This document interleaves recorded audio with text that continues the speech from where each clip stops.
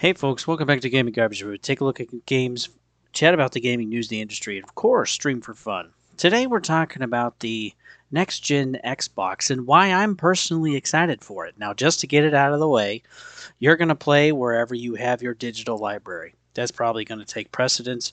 And for those that know, with PlayStation 4 versus Xbox One, well, PlayStation 4 won on that front, and so people will continue to stay in that ecosystem, and there's no problem with that.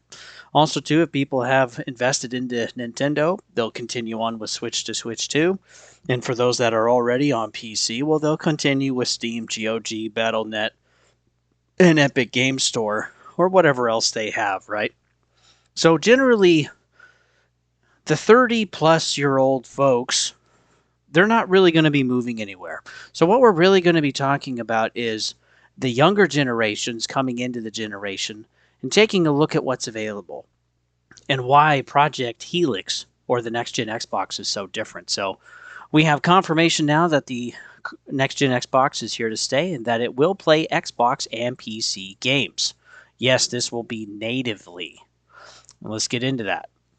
So the next Xbox CEO Asha Sharma, she said that the next gen console is saying and will lead in performance and play your Xbox and PC games. No, this is not emulation. It will actually play the Xbox coded games and the PC coded ones. So you're going to be able to play both, which we've never had before, except maybe I think like a Nintendo PlayStation crossover. There's actually a console like that. For those that are old enough, they know what I'm talking about. Sharma says that she'll also be talking with partners and studios about Project Helix and presumably its ability to play PC games at the GDC. That's in a week. Last month, AMD also confirmed that it has been working with Microsoft and it would be ready to support the launch in 2027. So that's kind of what we're expecting for Project Helix. And then I'm assuming to maybe 2028. That's kind of been their current timeline with the information that we got during the Activision Blizzard King acquisition. And then for PlayStation 6, we're also looking at like 28 or 29. So they might be a little bit later, trying to get away from the sheer cost and expense of RAM and the AI data centers, but I don't think that plan is necessarily going to work because I don't personally think they're going away since now it's part of national security, not just for the United States, but basically anywhere else in the world. It is the type of next technological race that we have. When we take a look at Project Helix, what we hear, and of course none of this is confirmed, okay, because they haven't announced it yet. But generally speaking, we're looking at quite a few cores. We're looking also at 68 RDNA 5, not 3 compute units, which is a huge boost already. 48 gigs of GDR7, which is really big. You can already get GDR5. So 6 and 7 we don't even have yet. Also, the process node is 3 nanometers, and then we're looking at native 4K, so not having to be upscaled, which is huge, I hope. And then up to at 120 FPS, and it's double the performance of the PlayStation 5 Pro. That really would be quite the jump. Also, rasterization is 5 to 6 times faster than the Series X, and also 20 times faster for ray tracing for the Series X. So you got a lot more actual power there. We're also looking at roughly 300 watts, maybe 350. And then, yeah, the primary focus is going to be modular design for a family of devices. Again, this kind of hardware doesn't matter. Play whatever you want to play in. That's what Play Anywhere is all about. And no, you don't need Game Pass for that, as so far. You just need to actually buy the game in the Xbox ecosystem. So, yeah, cross platform, backwards compatibility, high end performance, and that modular design. So, yeah, let's dig into this a little bit more because where they're pricing this out at is basically more of a PC than a console, and that's why it's going to cost so much, and we're going to dig into that price too. But if we're taking a look at the kind of next RDNA 5 out of AMD, we're looking at 68 compute units, if accurate, would land us somewhere between the mid and the flagship tiers. We take a look at Newegg, which is one of the favorite sites, at least for PC stuff. When we take a look at pre-builds, we can see with some of this kind of basic information, with the rumors of the RAM and this and some of the other specs and stuff. And correct me if I'm wrong, please. We're looking at roughly 1100, 27, 23, 16, 24, 2000, 3000, 1900, 17, 13, 14. So as you can see, and some of these are pretty heavily discounted, But yeah, we're looking at about that range for this type of console because it will be very powerful. Of course, it won't be as powerful as a PC or as modular or have as much liberty with it with exactly what you want to do. But we do know that we're going to be able to play Xbox games. We're going to be able to play PC. And we're also going to be able to have emulation. Let's start digging into that right now. When we take a look at the Xbox, we do know that it will play the Xbox Store, which is almost 16,000 games currently to date. And then also, we're going to have an entire backwards compatibility list of over 5,000 titles that are available. Again, these are able to be bought in the store, which is huge. Most of these are, of course, Xbox One, but this does include some original Xbox and also 360 games. So that's going to be really big. And this is not going to be tied, as far as we know so far, behind like a subscription service. This is just going to be having access to the store and the ecosystem and being able to buy those games. And then the great thing, too, is that, well, if you want to basically get into Steam or already have a library, well, now you're going to be able to fuse those. So you're not going to be able to necessarily buy directly into Steam or any of the other storefronts. You're just going to be able to link those libraries together and to your next gen Xbox to Project Helix.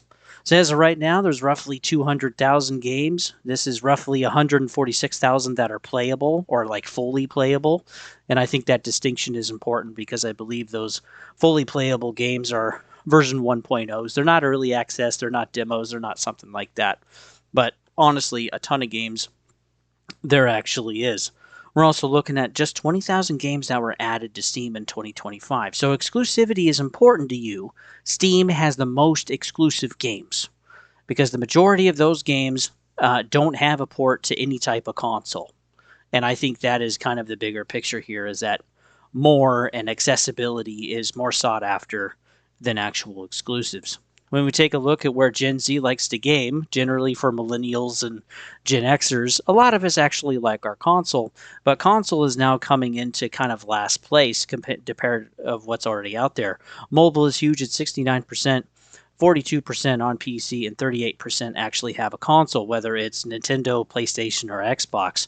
And this is just a shrinking dynamic. And this is why I think Xbox's move is so far ahead of the curve compared to where the other consoles are because they're seeing where the younger generations are playing. They're going to decide where the industry is going. Gen Xers and millennials, not as many of us play as we used to, but still quite a few of us do. But you generally Gen Z and Gen Alpha, they're going to dictate where things go, and a lot of them play on mobile. Then a lot of them too like the PC.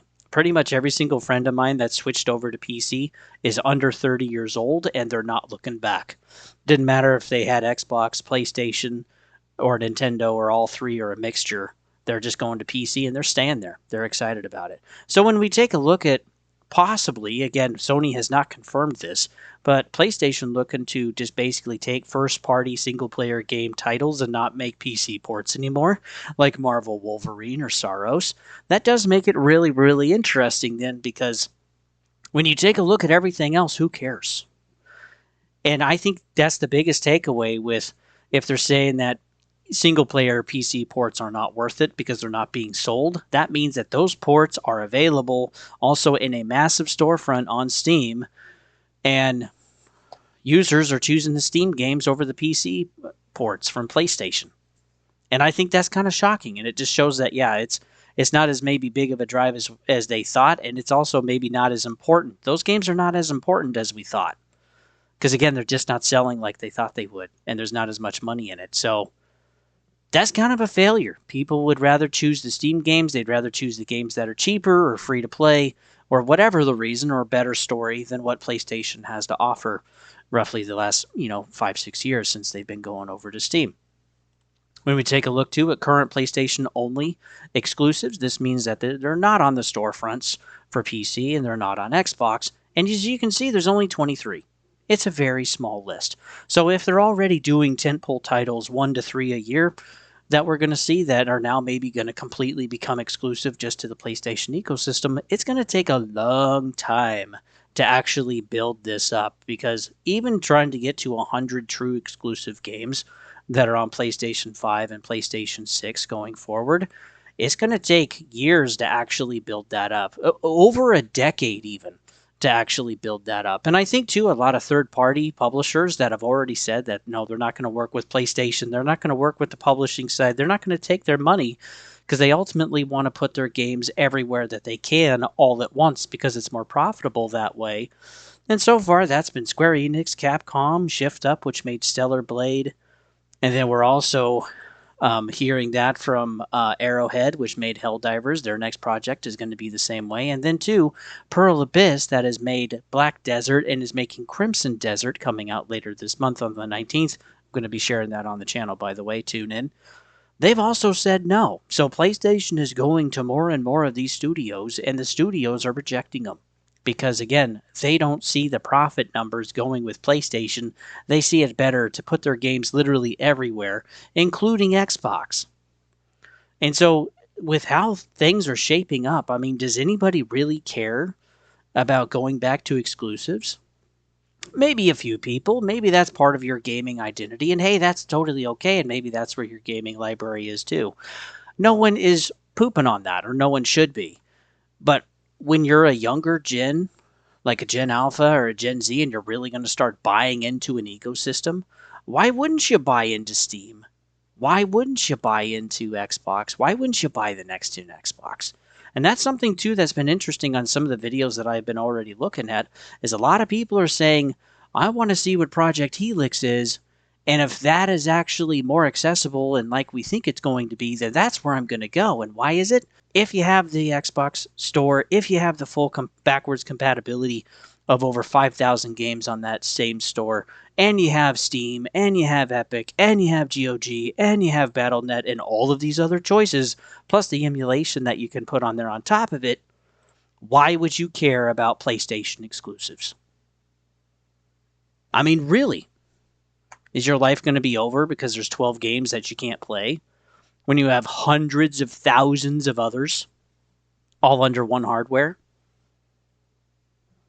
You tell me. And the true exclusivity going forward with Xbox really is the play anywhere, because once you buy it, it's now locked into their ecosystem, and as they're continuing to move even old games forward through their store, those games will be backwards compatible forever.